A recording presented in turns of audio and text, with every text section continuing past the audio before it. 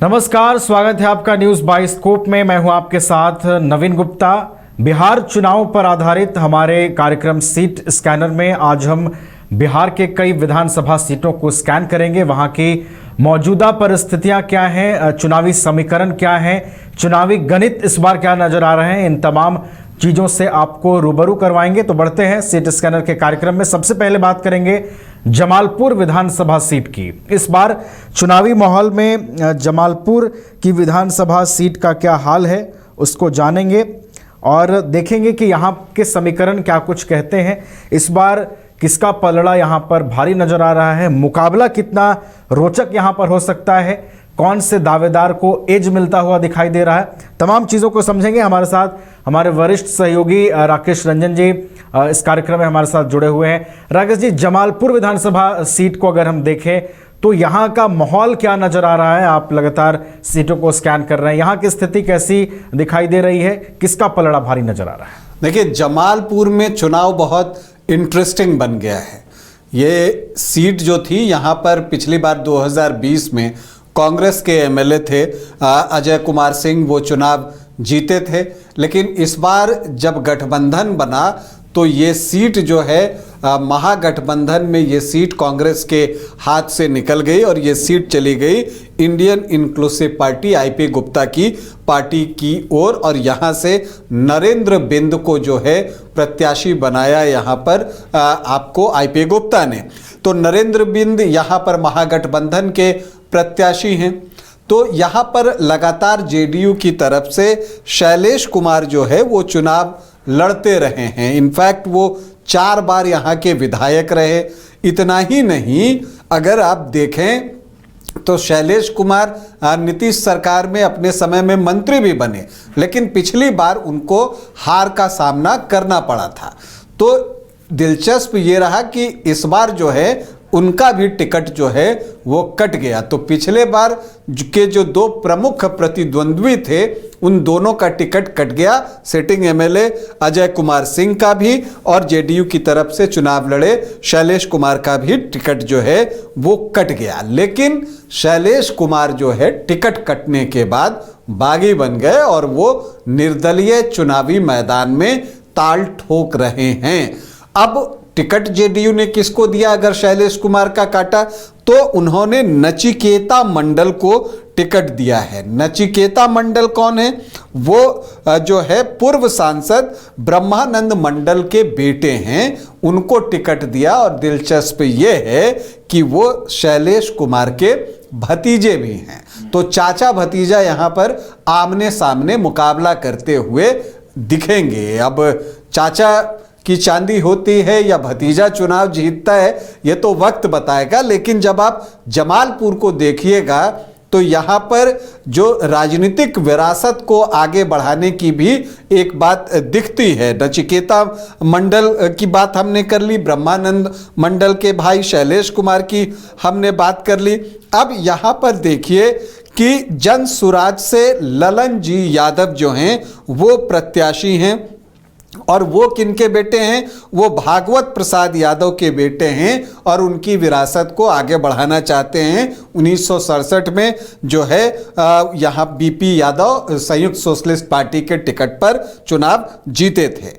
इसके अलावा अगर आप देखिए तो यहाँ पर निर्दलीय हर्षवर्धन सिंह भी चुनाव लड़ रहे हैं, जो कि शमशेर जंग बहादुर सिंह के जो हैं वो पोते हैं। शमशेर जंग बहादुर सिंह खड़गपुर से विधायक रहे हैं। तो अब देखने की बात यह है कि अब इतने दिलचस्प कैंडिडेट्स हैं, साथ में यहाँ पर सुपर कॉप शिवदीप लांडे भी चुनाव लड़ रहे हैं निर्दलीय।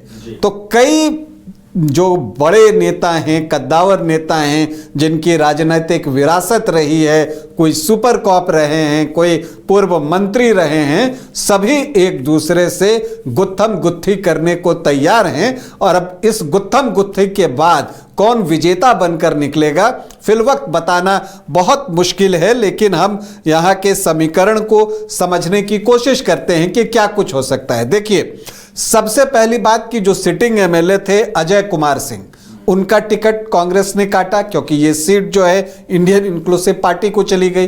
तो ऐसी परिस्थिति में कांग्रेस के लोग जो है वो बहुत यहां पर खुश दिखाई नहीं दिए। कई तरह की खबरें आई, कुछ इस्तीफे की भी खबर आई यहां पर। और इतना ही नहीं, अजय कुमार सिंह के टिकट कटने से जो सामान्य जातियां हैं उनको जो है वो एक गुस्सा आप कह सकते हैं, और वो वोट निकल सकता है। वो निकल कर किधर जाएगा ये देखना यहां पर दिलचस्प होगा। इसके अलावा नचिकेता मंडल धानुक जाति से आते हैं, वो प्रत्याशी हैं, नरेंद्र बिंद तो हैं ही, और यहां पर जो जनसुराज है उन्होंने ललन जी यादव को प्रत्याशी बना दिया है। तो यहां पर अगर हम जातीय समीकरण देखें कि क्या कुछ है तो आपको क्या दिखेगा। यहां पर जो एससी वोटर्स हैं वो 15.61% हैं, जो शेड्यूल्ड ट्राइब्स हैं वो 2.5% के आसपास हैं, 2.43%, जो यादव वोटर्स हैं वो 18 से 19% हैं, और जो मुस्लिम वोटर्स हैं वो 3.7% हैं। तो आप जब देखते हैं तो ये आपको चीजें दिखेंगी। माफ कीजिएगा, यादव वोटर्स 14 से 15% हैं, तो जो एमवाई है वो 18 से 19% के आसपास आता है। अब देखिए, राजपूत यहां 10 से 11% हैं, भूमिहार 5.5 से 6% हैं, और ब्राह्मण 4.5 से 5% हैं। तो सामान्य जाति के वोटर्स की संख्या अच्छी खासी है, 20-22% के आसपास है। अब यहां पर आप देखिए कुशवाहा कितने हैं तो 4 से 4.5%, कुर्मी कितने हैं तो 3 से 4%, तो लवकुश भी 7 से 8% हैं, और वैश्य 9.5 से 10% हैं।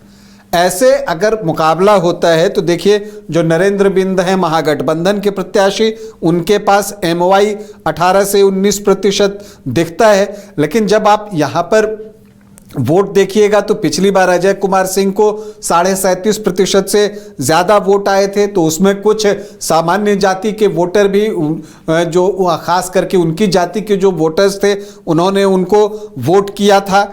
अब जेडीयू को भरोसा कहाँ है, सामान्य जो 20-22% हैं, और इसके अलावा जो लवकुश 7 से 8% हैं, और जो वैश्य वोटर 9.5 से 10% हैं, तो ये आंकड़ा 37 से 38% पहुंचता है।